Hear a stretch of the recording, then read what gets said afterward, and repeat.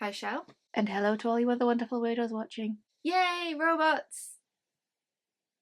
Oh god, AI. So yeah, this was and if this was like if I read this a few years ago, I'd probably be fine. But considering the AI conversation stealing people's jobs, etc., etc., and now I don't know, reading something that's a little too close to home.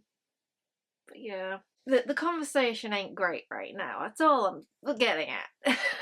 But yeah, this is one of those stories that is also playing on that, but it's like on a different level. It's like playing with that android artificial intelligence. So, I mean, we haven't got to the point where we're putting AI into robots at the minute, but it's only a matter of time. And in this story, it's replacing human contact quite a bit. So, has anybody seen the Channel 4 Humans series? Because that's what this is giving. That's what this story reminds me of. It even goes as there's even a reference to one of like the storylines in there, or but not actually explicitly saying that's what it's from. Could be something else it's referencing, or it could be a fictional thing that's referencing, but there was a reference from Humans where an old engineer has kept his old android around because it's got the memories of his wife, his late wife, and if he gives him up to be recycled, he will lose that. And he refuses to upgrade to the point where it becomes quite a hefty plot point for him. And that is a very compelling plot in this series. But yeah, it got referenced, that exact story. And it's kind of like the I, Robot movie. No, I've not read the book, but I have seen the film growing up, where we've got all of these like robot helpers about, and that's what this is kind of getting at, except they've brought in these artificial companions, that's what they're officially labelled as, for the elderly. And so we kind of have this thing where it's to keep people company, but it's kind of replacing people in that sense, because there's really too close to for comfort home, considering I have seen a few thumbnails that people are marrying AI. This story is getting a little too. This was published in 2021, or at least the translation was. I think it was originally published in 2017. Yes, 2017 originally published in Korea. And now that we are seeing how people are using AI, it's kind of when somebody knows exactly how we're going to use technology. Oh. The androids had initially been created for the material and emotional support of senior citizens in rapidly aging countries, but they turned out to be popular regardless of the user's age. There was even an almost comical rumour going around in certain circles that artificial companions were an industry-wide conspiracy to sell more androids by decreasing the birth rate and further accelerating population aging. I mean, yeah, people are literally complaining about the decline in birth rate, even though there's a giant population out there that don't want to have kids. It's fine. But it's along those lines. Yeah. It's even acknowledged that these artificial companions are more empathetic and compassionate, more patient than other humans.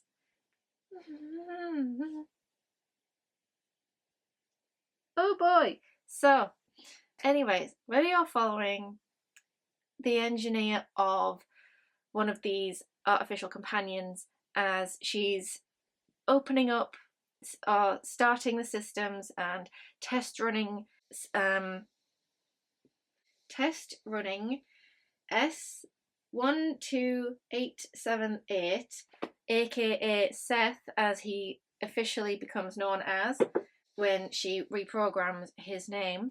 So yeah, she basically is just running through the setup, going through the testing, writing down normal, and then she's just like, okay, Seth, come and meet your new friend, Derek. I'm sorry, it's just 1 second. Oh. I mean, Derek.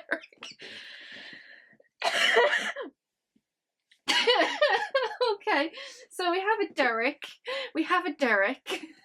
Oh, we have a Derek, and I'm absolutely here for it. So Derek is the other model that she has in her house, and the way they sync data is just by having their foreheads touch. Seth has a glowing blue light and Derek has the green light to represent the different models. She kind of comments saying that it takes her breath away each time because it is so miraculous and gobsmacking. So apparently this is like one of those really lovely looking light shows, I guess. So these human-like robots, androids, are syncing with each other, and after the synchronization is complete, it's basically the transfer of files. So Derek has been in her house. Derek knows her routine, and therefore he can just like put that knowledge into Seth. So Seth is still like the tester, and he will be taken back to the company that she works for after the test is complete, after a few weeks. She also makes him sync with Model 1. Model 1 was the one she built, the first one she's ever built, and she couldn't get Model 1 to sync with Derek because of a system error, and she had to shut them down because there was a system error, and so it wasn't able to be synced up. So her favourite songs, her favourite films, her favourite food was filed in Model 1 but wasn't able to transfer to Derek. And so she attempts to sync with Seth to Model 1, and there's this like heart-pounding moment for her because she's very attached to Model 1. Model 1 was the first model she's ever made, with her very first job with the first company that she was working for, with these artificial companions. And so she's very attached and wants Model 1 to live on. She wants to fix Model 1. And every time Model 1 turns on, there's this heart-stopping moment where she's like holding her breath going, is this the last time she's going to turn on? Will she turn on? And so she does turn on. Model 1 wakes up and looks up with her green eyes and syncs with Seth successfully. The data has been transferred. It goes for a few weeks of testing of Seth, and he's noted down that her favourite food is the mushrooms and peppers sautéed with beef with pasta, just because it was the safe meal that she can't ruin, because that's something she's able to quickly whip up and not fail at it. Even though it's technically not her favourite food, it's not specifically stated that it's not, but it's logged because that's what she keeps making over and over again. There's this like very creepy smile on Seth that she eventually gets used to because they've just added the smile function. And the term uncanny valley does appear in this, so there is that. And so during those few weeks where she's testing Seth, it's talking about Model 1 and how Model 1 is her first love. Yeah, she goes there. It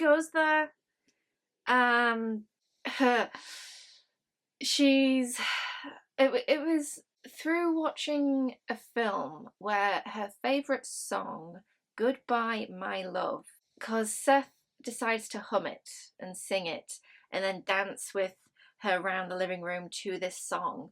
And she's flashing back to when she's telling Model 1 that she wishes she could dance and Model 1 teaches her to dance to this song that's playing on her favourite film as the credits are rolling, basically. And oh boy, that was also the first kiss of Model 1. Falling in love with an inanimate object as well as an artificial companion. They are really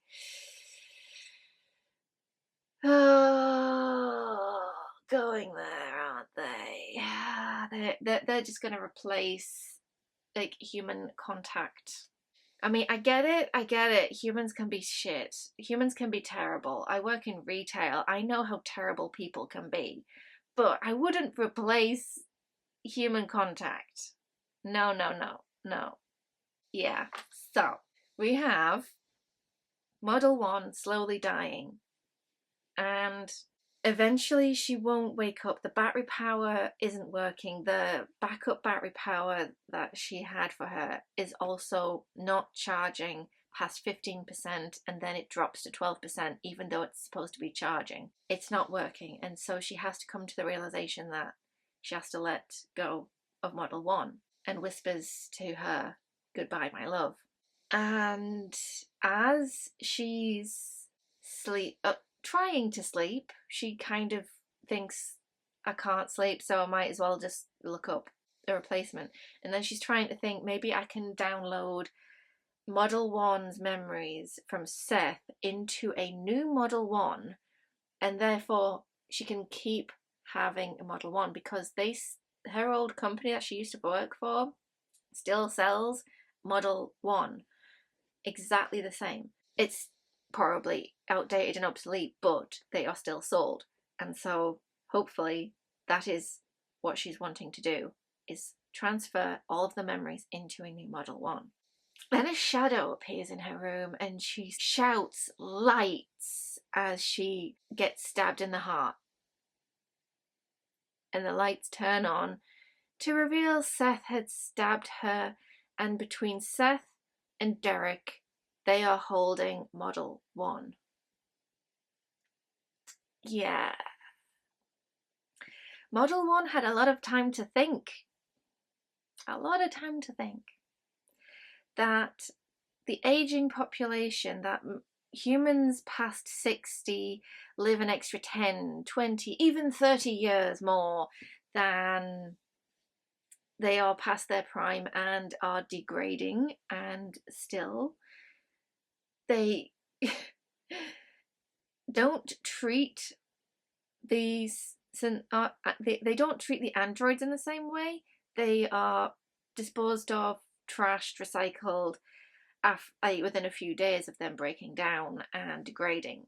So yeah, they even say they don't even get spare parts.